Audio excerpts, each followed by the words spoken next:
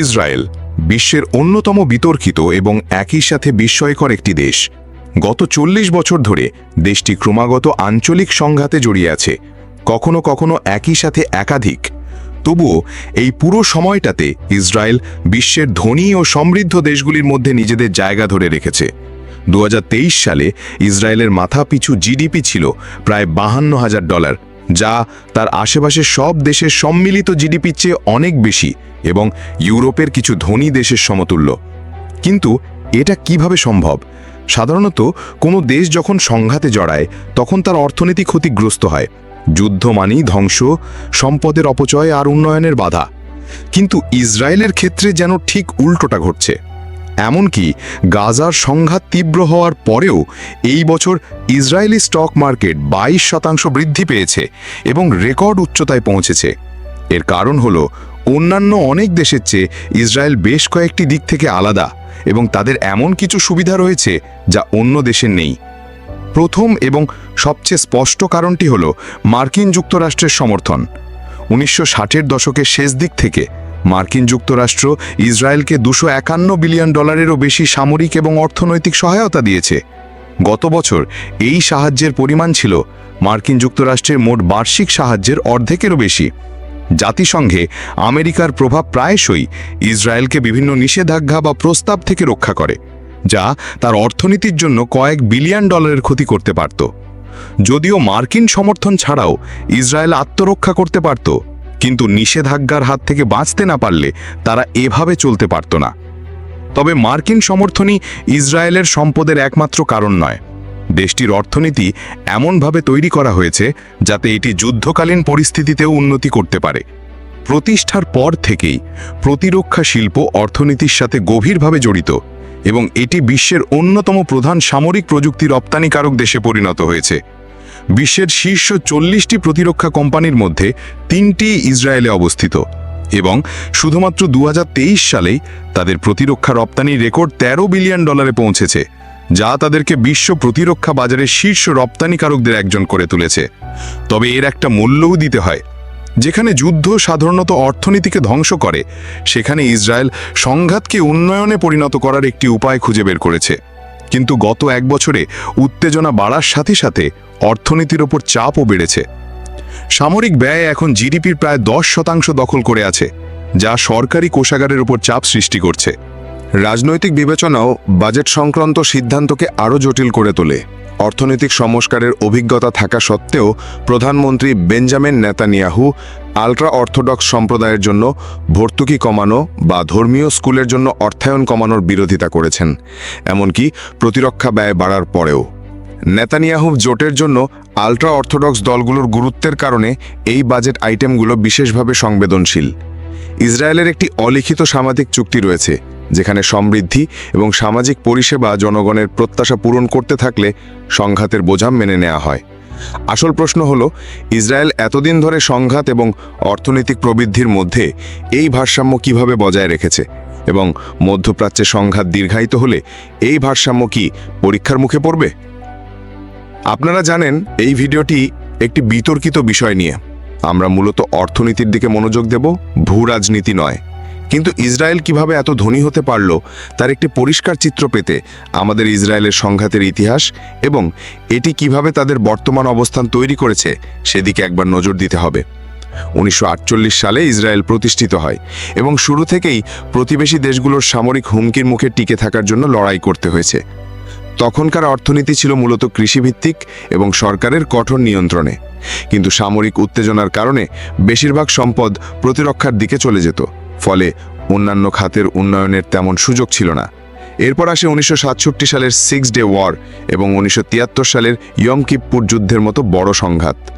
এই যুদ্ধগুলো ব্যাপক ক্ষতি করলেও ইসরায়েলকে দ্রুত তাদের সামরিক ও প্রযুক্তিগত উন্নয়নে উৎসাহিত করে। এটা একটা অভ্যাসে পরিণত হয়। সংঘাত আসবে, অর্থনীতি ধাক্কা খাবে, কিন্তু তারপর আরও উন্নত সামরিক প্রযুক্তি নিয়ে ঘুরে দাঁড়াবে, যা ধীরে ধীরে অর্থনীতিতেও প্রভাব ফেলবে। 1980 দশকে পরিস্থিতি বদলাতে শুরু করে। ইসরায়েল একটি গুরুতর অর্থনৈতিক সংকটের সম্মুখীন হয়, কিন্তু এর মধ্যে দিয়েই আজকের পরিচিত দেশটির ভিত্তি তৈরি হয়েছিল। বেসরকারীকরণের দিকে একটি বড় পদক্ষেপ নেওয়া হয়, বিদেশি বিনিয়োগ আকর্ষণ করা হয় এবং উচ্চ প্রযুক্তির শিল্পের ওপর বেশি মনোযোগ দেওয়া হয়। ইসরায়েলের বিদেশি বিনিয়োগ আকর্ষণের ক্ষমতা পশ্চিমা বিশ্বের সাথে তার মিত্রতার ধারণার কারণেও ছিল। এই সম্পর্ক পশ্চিমা দেশগুলোর, বিশেষ করে মার্কিন যুক্তরাষ্ট্র এবং ইউরোপীয় দেশগুলোর সাথে ঘনিষ্ঠ অর্থনৈতিক সম্পর্ক তৈরি করে, যারা ইসরায়েলকে একটি অস্থিতিশীল অঞ্চলে স্থিতিশীল এবং গণতান্ত্রিক অংশীদার হিসেবে দেখেছিল। ফলশ্রুতিতে ইসরায়েল উল্লেখযোগ্য পরিমাণে বিদেশি বিনিয়োগ নিশ্চিত করতে সক্ষম হয়েছিল। একই সময় প্রতিরক্ষা আর শুধু প্রয়োজন ছিল না, এটি একটি প্রধান অর্থনৈতিক চালিকা শক্তিতে পরিণত হচ্ছিল, যা অন্যান্য ক্ষেত্রেও প্রবৃদ্ধি ঘটাচ্ছিল। 1990 দশকে ইসরায়েলের অর্থনীতিকে চাঙ্গা করার জন্য বিদেশি বিনিয়োগ একটি বড় সমাধান ছিল। সরকার ট্যাক্স ছাড় এবং শূন্য সুদে ঋণের ব্যবস্থা করে, যা বিনিয়োগকারীদের জন্য নতুন শিল্পে অর্থায়ন সহজ করে তোলে। এই কৌশলটি রাষ্ট্রকে ভারী আর্থিক বোঝার নিচে না ফেলেও ইসরায়েলের উচ্চ প্রযুক্তির খাতকে বাড়াতে সাহায্য করে। শীঘ্রই ইন্টেল এবং গুগলের মতো বড় কোম্পানিগুলো এখানে গবেষণা কেন্দ্র স্থাপন করে, যা ইসরায়েলকে একটি গ্লোবাল টেক হাব হিসাবে প্রতিষ্ঠিত করে। কিন্তু উদ্ভাবনের এই প্রচেষ্টা শুধু অর্থনৈতিক প্রবৃদ্ধির জন্য ছিল না, এটা ছিল টিকে থাকার জন্য। ক্রমাগত নিরাপত্তা হুমকি প্রযুক্তিগত অগ্রগতিকে অপরিহার্য করে তুলেছিল। সামরিক উদ্ভাবনগুলো প্রায়শই বেসামরিক বাজারে চলে আসতো এবং এমন পণ্য তৈরি করত যা বিলিয়ন ডলার রাজস্ব আয় করত। উদাহরণস্বরূপ ইসরায়েলের সাইবার নিরাপত্তা খাত, যা একসময় প্রতিরক্ষা চাহিদা থেকে চালিত হতো, শুধু 2023 সালেই রপ্তানি থেকে $10 বিলিয়ন বেশি আয় করেছে। প্রযুক্তির এই দ্বৈত ব্যবহার প্রতিরক্ষা বিনিয়োগকে শুধু জাতীয় নিরাপত্তাই বাড়ায়নি, স্টার্টআপের বৃদ্ধিকে উৎসাহিত করেছে এবং আরও বেশি বিদেশি বিনিয়োগ আকর্ষণ করেছে। যা ভারী আর্থিক বোঝা হতে পারত, সেটাই অর্থনৈতিক সম্প্রসারণের একটি প্রধান চালিকা শক্তিতে পরিণত হয়েছিল। এই সব কিছু দেশটিকে এগিয়ে নিয়ে গেছে, কিন্তু এর সবচেয়ে বড় শক্তি ছিল তার জনগণ। দেশটি তার জিডিপির প্রায় 5% গবেষণা ও উন্নয়নে বিনিয়োগ করে, যা মার্কিন যুক্তরাষ্ট্রের হারের দ্বিগুণ।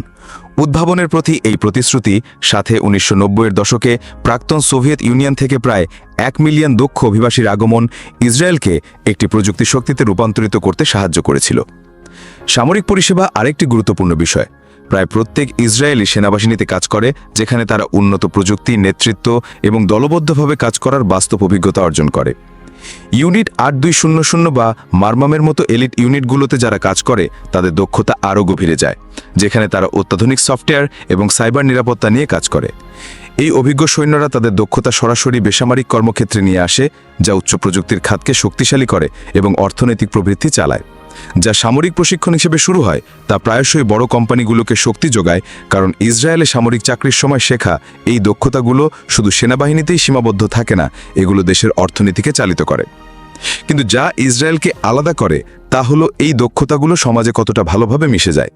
বাধ্যতামূলক সামরিক পরিষেবা সহ একটি ছোট দেশ হওয়ায় ইসরায়েল একটি ঘনীভূত দক্ষতার ভাণ্ডার থেকে উপকৃত হয়। অভিজ্ঞ সৈন্যরা ভিড়ের মধ্যে হারিয়ে যায় না, বরং তারা নির্বিঘ্নে বেসামরিক ভূমিকায় স্থানান্তরিত হয়, যেখানে তাদের অভিজ্ঞতা অত্যন্ত মূল্যবান। এই নিবিড় সমাজ দ্রুত তাদের জ্ঞান শোষণ করে, যা প্রযুক্তি এবং সাইবার নিরাপত্তার মতো শিল্পকে শক্তিশালী করে। বড় দেশগুলোতে এই দক্ষতাগুলো প্রায়শই বিশাল জনসংখ্যার মধ্যে ছড়িয়ে পড়ে, কিন্তু ইসরায়েলে অভিজ্ঞ সৈন্যরা সমাজের কেন্দ্রবিন্দুতে থাকে এবং সামরিক পরিষেবা থেকে অর্থনৈতিক অবদানে একটি স্পষ্ট পথ খুঁজে পায়। ইসরায়েলের উচ্চ প্রযুক্তির খাত গঠনে সামরিক পরিষেবা একটি বড় ভূমিকা পালন করে, যেখানে প্রায় 90% কর্মী অভিজ্ঞ সৈন্য। সেনাবাহিনী শুধু সৈন্য তৈরি করে না, এটি একটি প্রযুক্তি সচেতন কর্মী বাহিনী তৈরি করে, যা অর্থনৈতিক প্রবৃদ্ধি ঘটায়। তেল বা অন্যান্য প্রাকৃতিক সম্পদের উপর নির্ভরশীল প্রতিবেশী দেশগুলোর বিপরীতে ইসরায়েল মানবপুঞ্জি, দক্ষতা, উদ্ভাবন এবং উদ্যোক্তার উপর মনোযোগ দেয়। এই গুরুত্ব প্রদান দেশটিকে একটি স্পষ্ট সুবিধা দেয়, তার জনগণকে তার সবচেয়ে মূল্যবান সম্পদে পরিণত করে। মার্কিন সমর্থন ইসরায়েলের জন্য অত্যাবশ্যক, কিন্তু এটি দেশটিকে অর্থনৈতিক চাপ থেকে মুক্ত করে না। ইসরায়েল এখনও গুরুতর ঝুঁকির সম্মুখীন, বিশেষ করে যখন সংঘাত দীর্ঘায়িত হয়। চলমান যুদ্ধের খরচ বাড়ার সাথে সাথে বাহ্যিক সাহায্যের সীমাবদ্ধতা স্পষ্ট হয়ে উঠছে, যা অর্থনৈতিক স্থিতিশীলতাকে হুমকির মুখে ফেলে। এমন দুর্বলতাগুলো প্রকাশ করছে গাজার সাথে সাম্প্রতিক উত্তেজনা এবং ইরান ও লেবাননের সাথে সম্ভাব্য উত্তেজনা সরকারি কোষাগারের ওপর চাপ সৃষ্টি করছে। বাজেট ঘাটতি জিডিপির 4.6% থেকে বেড়ে 10% পর্যন্ত হতে পারে বলে আশঙ্কা করা হচ্ছে। সামরিক অভিযান এবং অর্থনৈতিক ব্যাঘাতের কারণে যুদ্ধের খরচ প্রতি সপ্তাহে প্রায় $270 মিলিয়ন যোগ হচ্ছে।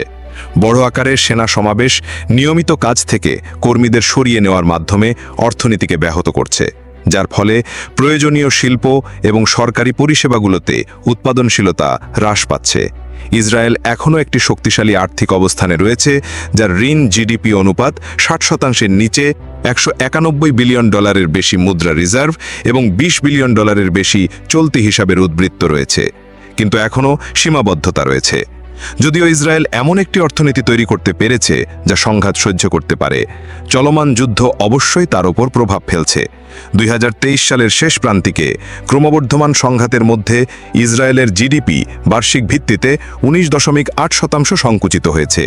এর সাথে সাথে ভোক্তা ব্যয় 27% হ্রাস পেয়েছে, যা মূলত পর্যটন এবং খুচরা কার্যকলাপ হ্রাসের কারণে, এবং বেসরকারি বিনিয়োগ 70% হ্রাস পেয়েছে, বিশেষ করে রিয়েল এস্টেট এবং প্রযুক্তি খাতে, কারণ অনিশ্চয়তা বিনিয়োগকারীদের সতর্ক করে তুলেছে। প্রায় 18% কর্মী বাহিনী যুদ্ধকালীন পরিস্থিতি এবং সামরিক সমাবেশের দ্বারা প্রভাবিত হয়েছে। আগামী কয়েক বছরে যুদ্ধের খরচ $70 বিলিয়ন ছাড়িয়ে যাবে বলে আশঙ্কা করা হচ্ছে, এবং জাতীয় ঋণ 2025 সালের মধ্যে জিডিপির 60% থেকে 67%-এ উন্নীত হবে বলে অনুমান করা হচ্ছে। উপরন্তু 3 লক্ষ বাস্তুচ্যুত মানুষকে, যারা বর্তমানে হোটেলে আশ্রিত, তাদের সহায়তা করার প্রয়োজন। চলমান সামরিক ব্যয় এবং বিশেষ বাজেট বরাদ্দের বিষয়ে রাজনৈতিক বিরোধ আর্থিক চাপকে আরও বাড়িয়ে তুলছে। এই ক্রমবর্ধমান বোঝা অবশেষে সরকারকে কর বৃদ্ধি বা সরকারি সহায়তা কমানোর মতো অজনপ্রিয় কঠোরতা ব্যবস্থা বিবেচনা করতে বাধ্য করতে পারে। এই চ্যালেঞ্জগুলোর মধ্যে একটি গভীর সমস্যা দেখা দেয়: ইসরায়েলের অলিখিত সামাজিক চুক্তি। যতক্ষণ পর্যন্ত তাদের জীবনযাত্রার মান তুলনামূলকভাবে প্রভাবিত না হয়, ততক্ষণ জনগণ দীর্ঘকাল ধরে সংঘাতের খরচ সহ্য করেছে। তবে অর্থনৈতিক চাপ বাড়ার সাথে সাথে এই ভারসাম্য বিঘ্নিত হওয়ার ঝুঁকি রয়েছে। যদি ক্রমবর্ধমান সামরিক ব্যয় সামাজিক সেবা বা জীবনযাত্রার মানকে ক্ষতিগ্রস্ত করতে শুরু করে, তাহলে সরকারের প্রতি জনগণের সমর্থন দুর্বল হয়ে যেতে পারে। রাজনৈতিক কারণগুলো বাজেট সিদ্ধান্তকে আরও জটিল করে তোলে। পুনরায় নির্বাচিত হওয়ার জন্য নেতানিয়াহু ইসরায়েলি রাজনীতির আল্ট্রা অর্থোডক্স ডানপন্থী দলগুলোর সাথে জোট করতে চান। এই ভঙ্গুর জোট টিকিয়ে রাখার জন্য তিনি আল্ট্রা অর্থোডক্স সম্প্রদায়ের জন্য ভর্তুকি কমানো বা ধর্মীয় স্কুলের জন্য অর্থায়ন কমানোর ব্যাপারে অনিচ্ছুক, এমনকি প্রতিরক্ষা ব্যয় বাড়ার পরেও। কিন্তু এটি কেবল সমস্যা বাড়িয়ে তুলবে, বিশেষ করে যখন ইসরায়েলকে ব্যয় কমাতে হতে পারে, যা তার বেশিরভাগ নাগরিকের জীবন ও জীবনযাত্রার মানকে প্রভাবিত করবে। প্রশ্নটি তখন শুধু এটাই নয় যে ইসরায়েল আর্থিকভাবে সংঘাত সহ্য করতে পারবে কিনা। ইতিহাস দেখায় যে এটি পারে। আসল চ্যালেঞ্জ হলো সরকার অর্থনৈতিক স্থিতিশীলতা বজায় রাখার পাশাপাশি সামাজিক চুক্তি সংরক্ষণের জন্য প্রয়োজনীয় কঠিন সিদ্ধান্ত নিতে পারবে কিনা, যেমন অপচয়মূলক ব্যয় বাদ দেওয়া এবং নির্দিষ্ট গোষ্ঠীর মধ্যে কম শ্রমশক্তি অংশগ্রহণের মতো বিষয়গুলো সমাধান করা। এখন পর্যন্ত পরিকল্পনা হলো খরচ মেটাতে আরও ঋণ নেওয়া, তবে এই পদ্ধতি দীর্ঘমেয়াদী টেকসই কিনা তা অনিশ্চিত। আজকের মতো এখানেই শেষ করছি। দেখা হচ্ছে পরের ভিডিওতে। আল্লাহ হাফেজ।